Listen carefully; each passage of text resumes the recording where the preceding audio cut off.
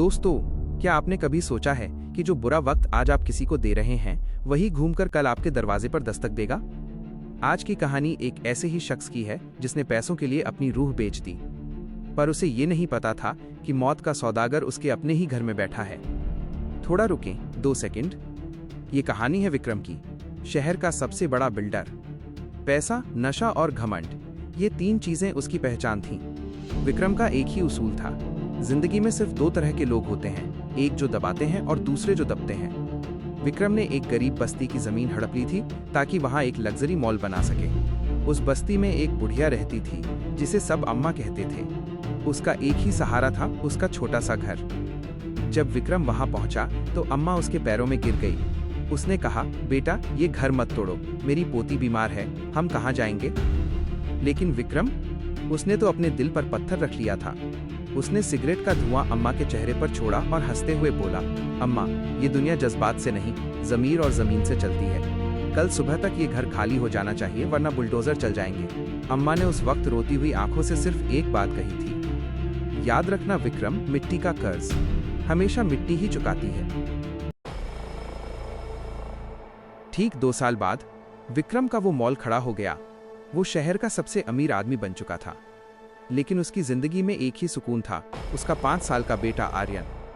एक रात विक्रम को एक अनजान नंबर से कॉल आया। वो आवाज़, वो बिल्कुल वैसी ही थी जैसी उस अम्मा की थी, लेकिन वो तो मर चुकी थी। आवाज़ आई, विक्रम, किस्त भरने का वक्त आ गया है। अगले ही दिन आर्यन को तेज बुखार हुआ।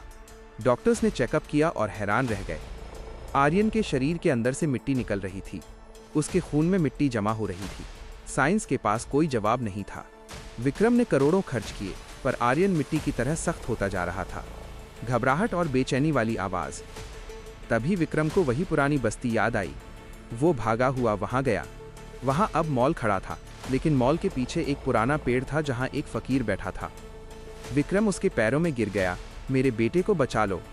फकीर ने गहरी सांस ली और कहा, विक्रम तूने उस दिन एक माँ का घर नहीं उजाड़ा था, तूने उसकी पोती की दवा छीनी थी। वो बच्ची मिट्टी में मिल गई और अब तेरा बेटा मिट्टी बन रहा है, क्योंकि जो तुमने बोया है वही तो काटोगे।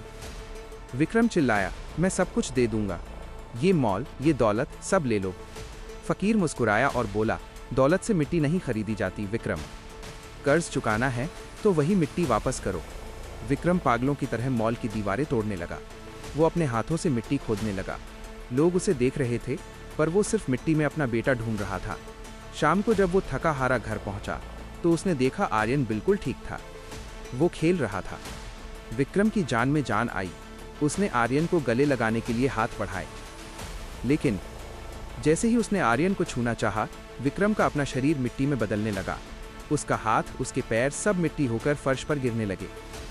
दोस्तों, कहानी यहाँ खत्म नहीं होती। आर्यन तो बच गया, लेकिन विक्रम आज भी उस मॉल के मलबे में एक मिट्टी का पुतला बनकर खड़ा है। लोग कहते हैं वहां से आज भी किसी के रोने की आवाज आती है।